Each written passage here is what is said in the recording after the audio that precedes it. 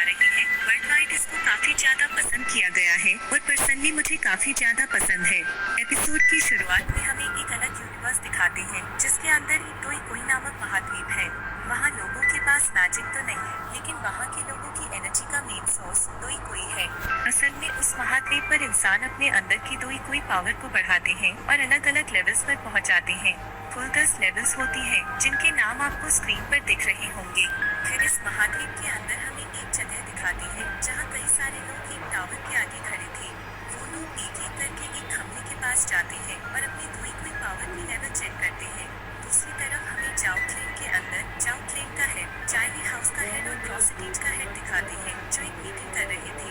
असल में jewellery house के हेड ने क्रॉसिटी के हेड के साथ मिलकर जाओ क्लेन के मार्केट को ज्यादा पैसे देकर अपने साथ मिला लिया था। यानी अब जाओ क्लेन के हेड को नुकसान होने वाला था। जाओ क्लेन का हेड का नाम सिया जान था। अब इस बात से उसे बहुत गुस्सा आता है, लेकिन फिर गुस्से पर काबू करके वो उसे वेडिंग इनविटेशन का कार्ड देता है और कहता है, बेटा है, शादी ना नान यान रान के साथ फिक्स हुई है, जो कि ना यान फैमिली से ताल्लुक रखती है। अब पहले तो उसकी इस बात से डर जाती है कि जानियान उसका बेटा है, क्योंकि जानियान इतना ग्रेट फाइटर था कि उसने 4 साल की उम्र से मार्शल आर्ट सीख लिए थे, पर 11 साल की उम्र में वो लेवल 9 पे पहुंच गया था। और दूसरी बात जो उन्हें परेशान करती है, जिसकी उसे शादी होने वाली थी, वो हकीकत में शहर के बाहर का ही है, लेकिन वो बहुत बड़ी क्लैन यानी बहुत ज्यादा समृद्धि है उनके शहर में। अगर उनसे उनकी शादी हो जाती है तो जाओ क्लेन इतना पावरफुल हो जाएगा कि उसके आगे पीछे उसकी कंपटीशन करने वाला कोई नहीं होगा। वो अब बाकी क्लेन के हालत पर हंसता है और उनके खूब मजे लेता है। दूसरी तरफ जहाँ एक टावर के नीचे सबका लेवल्स चेक करा जा रहा था, वहाँ पर जानियान आता है और अपना लेवल चेक करता है, जिसके बाद उसका लेवल सिर्फ 3 निकल कर आता है और यह देखकर वो काफी ज्यादा निराश होता है। वहाँ जितने भी लोग होते हैं सब उसका मजाक उड़ाने लगते हैं, लेकिन वहाँ उसकी अडॉप्ट बहन जिसका नाम चाओ जनर था, वो वहाँ आकर उसे धीरज देती है और खुद अपना लेवल चेक करने जाती है। तो वो अपना लेवल 9 पाती है। जानियान इससे और टूट जाता है। वहीं दूसरी तरफ अब चाओ क्लेन के अंदर एक लड़की आती है जिससे जानियान की शादी होने वाली थी। मैं उसे नायान के छोटे नाम से बोलूंगी। वो वहाँ आकर एक बॉक्स में से पिल देती है। वो पिल कोई ऐसी वैसी नहीं है। उस पिल को जो भी लेता है वो कोई की पावर को आसानी से प्राप्त कर सकता है, लेकिन एक इसमें रिस्क है कि अगर ये पिल फेल हो जाएगी तो लेवल 9 का योद्धा लेवल 1 पर आ जाता है और अगर किसी का लक ज्यादा ही खराब हुआ तो इससे भी 10 गुना नीचे गिर सकता है। ये पिल उन लोगों को काफी बेनिफिट करती है जो लेवल 9 पे है, क्योंकि लेवल 10 पे पहुंचने के लिए इस पिल की मदद से बहुत आसानी हो जाती है।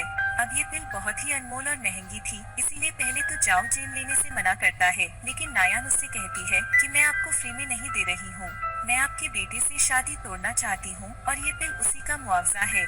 अब ये सुनकर जाओ जेन उनको काफी दुख होता है, क्योंकि अगर अब इस मौके पर शादी टूटेगी तो उनके परिवार की काफी बदनामी होगी।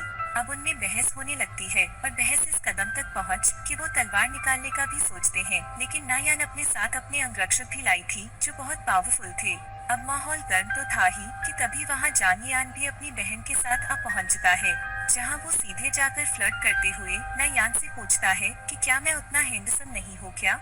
नायान भी उसका बहुत ही शातिर आवाज में जवाब देती है कि हैंडसम होने या ना होने की कोई बात ही नहीं है। तुम एक समय पर बहुत ताकतवर योद्धा थे और तुमने लेवल 9 तक को अचीव कर लिया था, लेकिन अब तुम सिर्फ एक लूजर हो जो अपनी शक्तियों को खो चुका है और मैं ऐसे लड़के से कभी शादी नहीं करूंगी जो कमजोर हो। अब जानियान भी काफी समझदार था, इसीलिए वो उसके सामने कहता है कि इस प्रॉब्लम से बचने के लिए अब एक ही तरीका है कि शादी के बाद हम डिवोर्स ले लेंगे। नायान रियल में ये नहीं चाहती है, क्योंकि इस डिवोर्स से नायान के परिवार की भी काफी बदनामी होगी। नायान बहुत कहती है कि मैं तुम्हें ऐसी 3 पिल देने को तैयार हूँ, अगर उतने से भी पेट नहीं भरा तो तुम मेरे शहर में आकर अपनी ट्रेनिंग कर सकते हो, जहाँ तुम्हें बेस्ट फैसिलिटी मिलेगी। अब 3 पिल को हासिल कर उसका क्लेन सबसे शक्तिशाली बन सकता था, लेकिन फिर भी जानियान मना कर देता है।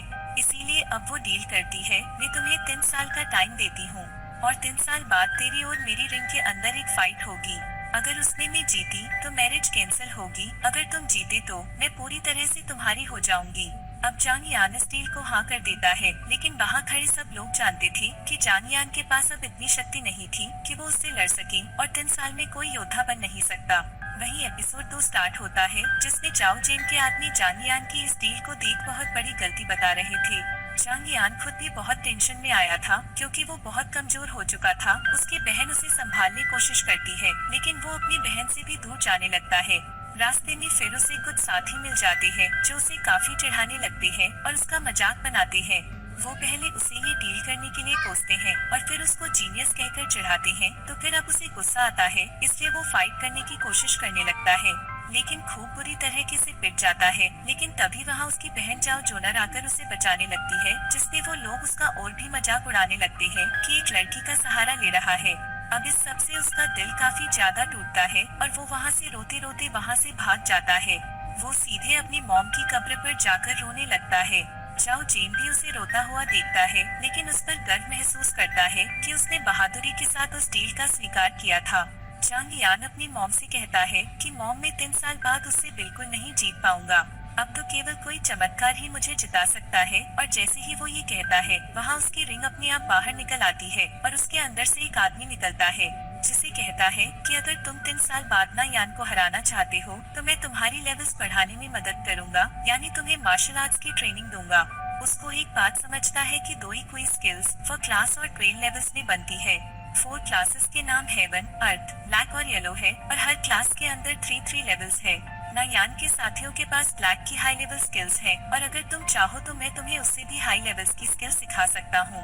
अब चांग यान उसकी बात सुनकर खुश होता है लेकिन एकदम से वो अपने दिमाग का यूज कर उस पर शक करने लगता है कि क्लास ब्लैक से ज्यादा शक्तिशाली तो क्लास हेवन है और क्लास हेवन को सीखने में तो कई सदियों लग जाएगी। ये जरूर कोई ठग है। वो अपनी शंका को उसके सामने भी रखता है लेकिन अब वो आदमी उसे अलग अलग तरह के कारनामे उसे करके दिखाता है जिससे जांग यान काफी इम्प्रेस हो जाता है और उन्हें अपना टीचर बनाने के लिए रेडी हो जाता है।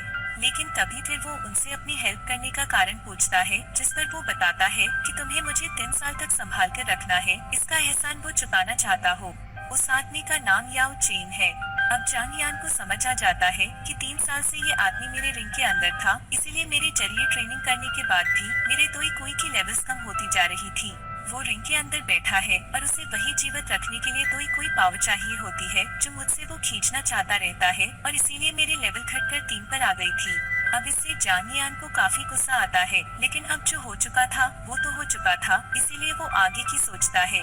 वो फिर उस आदमी से कहता है कि तुम मुझे ऐसी ट्रेनिंग दो जिससे मैं एक ही साल में 7 लेवल पर पहुंच जाऊं, जिस पर वो अग्री कर जाता है लेकिन वो उससे एक पर्चे में कुछ अजीब सा सामान लिख कर देता है और कहता है कि तुम इन सब इंग्रेडिएंट्स को इकट्ठा करो तब मैं तुम्हें सिखाऊंगा। अब वो सारे इंग्रेडिएंट्स बहुत महंगे थे लेकिन कोई और चारा न होने पर वो मान जाता है।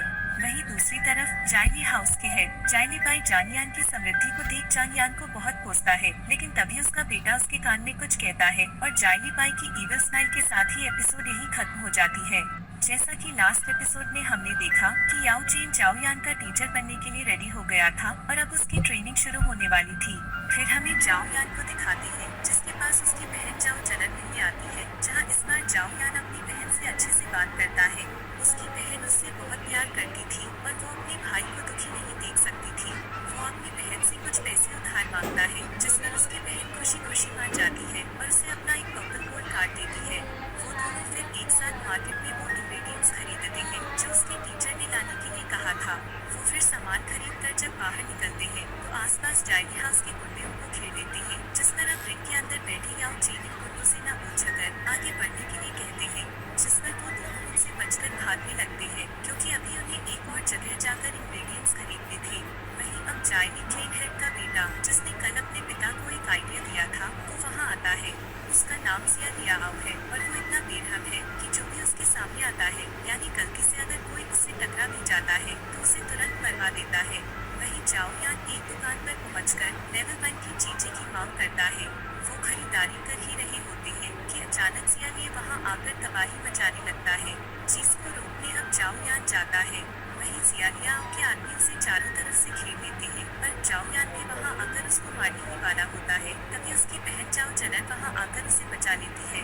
सिया लियाओ जाओ जनन को देखता है, उससे बदतमीजी से बात करके उसके गंदे में बात करने लगता है और कहता है कि इससे तो मैं ही शादी करूंगा। जाओ यान को बहुत गुस्सा आता है लेकिन तभी वहाँ जाओ क्लेन के गार्ड्स आने वाले थे, इसीलिए सिया लियाओ वहाँ से चला जाता है। जाओ यान फिर सभी इंग्रेडिएंट्स को लेकर ट्रेनिंग करने बैठता है, जहाँ उसका टीचर अब उन इंग्रेडिएंट्स को यूज करके एक लिक्विड बनाते हैं और जाओ यान की ट्रेनिंग फिर स्टार्ट होती है। फायर को प्रोड्यूस करना और उसे कंट्रोल करना सिखाते हैं। जो यान अपनी पूरी जान लगा देता है और अच्छे से फायर प्रोड्यूस कर उसे कंट्रोल भी कर लेता है, जिस पर उसका टीचर बहुत ज्यादा शॉक होते हैं, क्योंकि ऐसा करना लेवल 3 के लिए बहुत मुश्किल का काम था। लेकिन ऐसा करते वक्त चाओ यान को कुछ होने लगता है और एकदम से वो खून की उल्टियां करके वही बेहोश हो जाता है और ये एपिसोड यही खत्म हो जाता है। आगे